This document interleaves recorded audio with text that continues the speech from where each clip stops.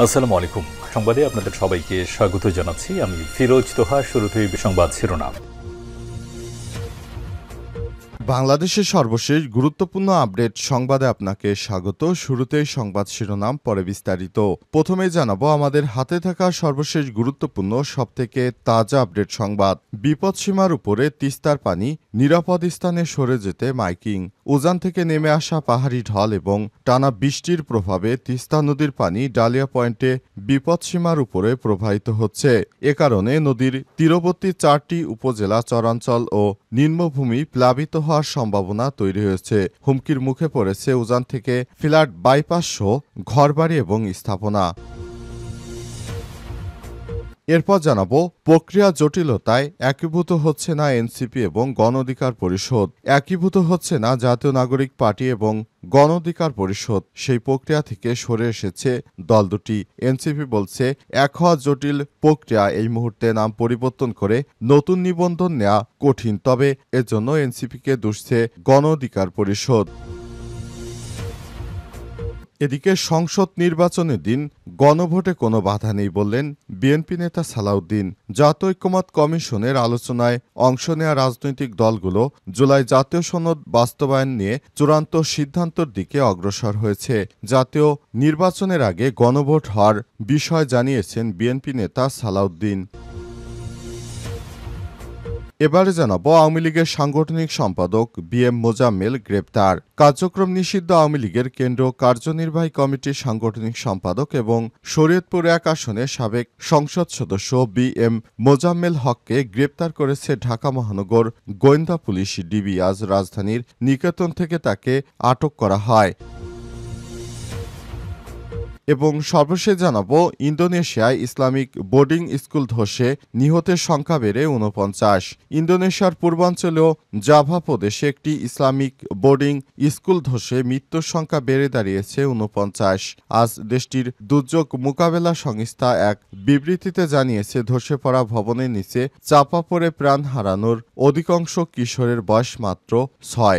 ইতিমধ্যেই ধ্বংসস্তূপে 80% সরিয়ে ফেলেছে উদ্ধারকর্মীরা। প্রিয় দর্শক, এতক্ষণ শুনছিলেন সংবাদ শিরোনাম, এবারে বিস্তারিত। তবে তার আগে বন্ধুরা অনুরোধ থাকবে এই সংবাদটিতে একটি লাইক দিন। এই চ্যানেলে আপনি নতুন হয়ে থাকলে আমাদের সংবাদটি দেখতে দেখতে চ্যানেলটি সাবস্ক্রাইব করে রাখুন। কমেন্ট করে বন্ধুরা আপনার মূল্যবান মতামত জানিয়ে দিন আপনি বিশ্বের কোন দেশ থেকে বা বাংলাদেশের কোন স্থান থেকে আমাদের সংবাদটি দেখছেন এবং শুনছেন। আর বন্ধুরা, এই সংবাদটি আপনার সোশ্যাল মিডিয়া ফেসবুকে শেয়ার করে বন্ধুদেরও দেখার সুযোগ করে দিন। এবারে বিস্তারিত। বিপদসীমার উপরে তিস্তার পানি, নিরাপদ স্থানে সরে যেতে মাইকিং।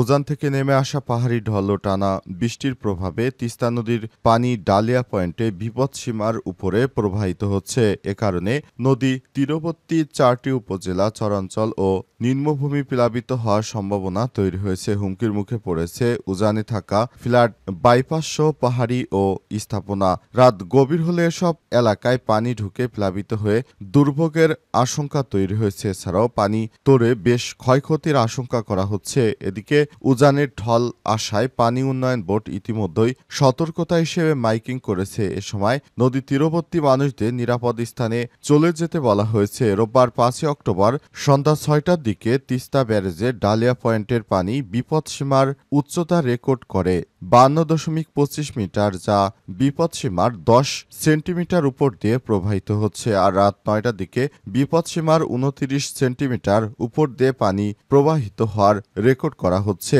পাবো বলছে আগামী 24 ঘন্টায় উজানের ভারী ঢল এসে নদী এলাকা প্লাবিত হতে পারে। এ সময় বিপদসীমার উপরে পানি প্রবাহিত হতে পারে। পানি বৃদ্ধি মোকাবেলায় পানি উন্নয়ন বোর্ড পাবো তিস্তা ব্যারেজের সব 44টি জলকপাট খুলে দিয়েছে।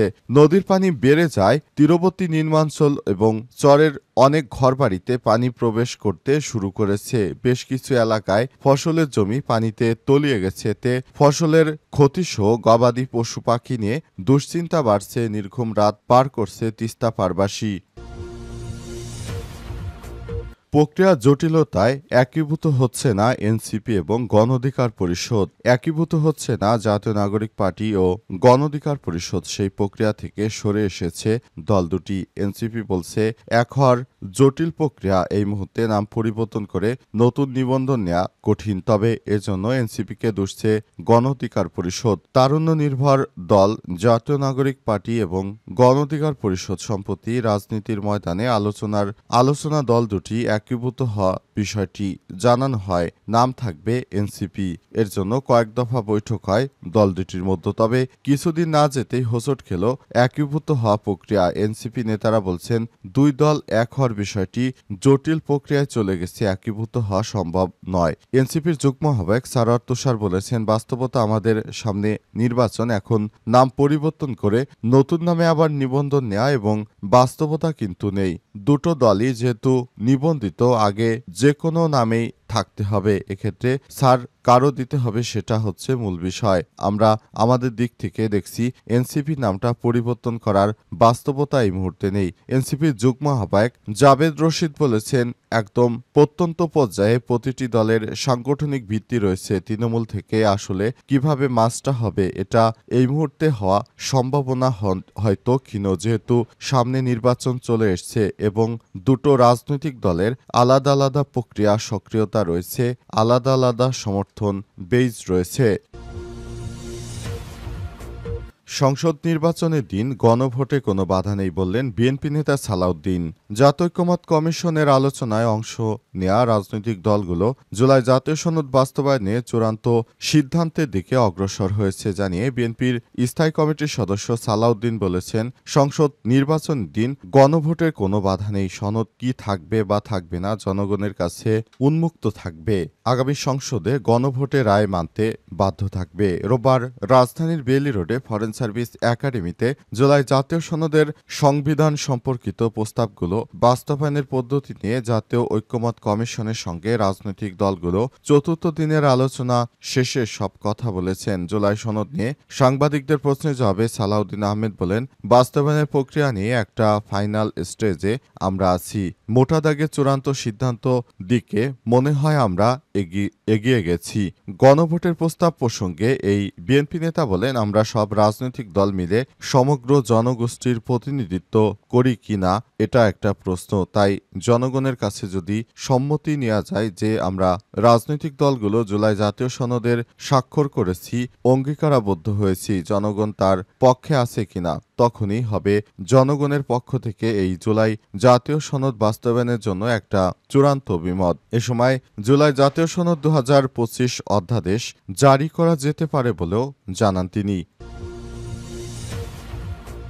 আওয়ামী লীগের সাংগঠনিক সম্পাদক বিএম মোজাম্মেল হক গ্রেপ্তার। কার্যক্রম নিষিদ্ধ আওয়ামী লীগের কেন্দ্রীয় কার্যনির্বাহী কমিটির সাংগঠনিক সম্পাদক শরীয়তপুর 1 আসনে সাবেক সংসদ সদস্য বিএম মোজাম্মেল হককে গ্রেপ্তার করেছে ঢাকা মহানগর গোয়েন্দা পুলিশ ডিবি। আজ রাজধানীর নিকেতন থেকে তাকে গ্রেপ্তার করা হয়। বিষয়টি নিশ্চিত করেছে ডিএমপির মিডিয়া অ্যান্ড পাবলিক রিলেশনস বিভাগের উপপুলিশ ডিসি মোহাম্মদ তালেবুর রহমান। তিনি বলেন, ডিবির একটি বিশেষ টিম অভিযান চালিয়ে তাকে আটক করেছে। তার বিরুদ্ধে বৈষম্যবিরোধী ছাত্র আন্দোলনের একাধিক মামলা রয়েছে। তাকে আদালতে সোপর্দ করে রিমান্ডের আবেদন করা হয়। ডিবির কর্মকর্তা জানান, গত বছরের 5 আগস্ট আওয়ামী লীগ সরকার পতনের পর থেকে আত্মগোপনে ছিলেন বিএম মোজাম্মেল হক। সম্প্রতি দলটির বিভিন্ন মাঠ পর্যায়ে নেতাকর্মীরা রাজধানীতে নাশকতা ও অস্থিতিশীলতা সৃষ্টির চেষ্টা চালাচ্ছে। মোজাম্মেল হক এসব নাশকতায় সক্রিয় ভূমিকা রেখেছিলেন।